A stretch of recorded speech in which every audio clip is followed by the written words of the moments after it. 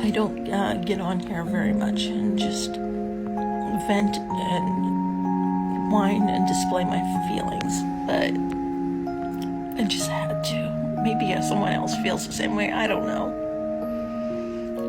But I've been trying to find my person for so long, and I was on a dating site today, and a guy messaged me. He's pretty nice looking. And he's not a 10, but neither am I. Anyway, he said, "Are you female?" And I said, "Why, do I look like something else?" And he said, "Yeah, you look very trans. You don't look like a woman at all." And I said, "Thanks, you made my day. But best of luck. I'm 100% female."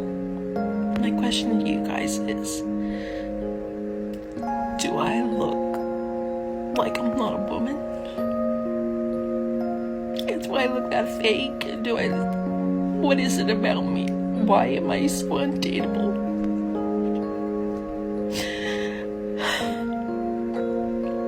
Because I'm trying so hard. See so many people that are happy. I've been alone for over a decade. Some by choice, some by not. But I'm 50. And I just want to be loved.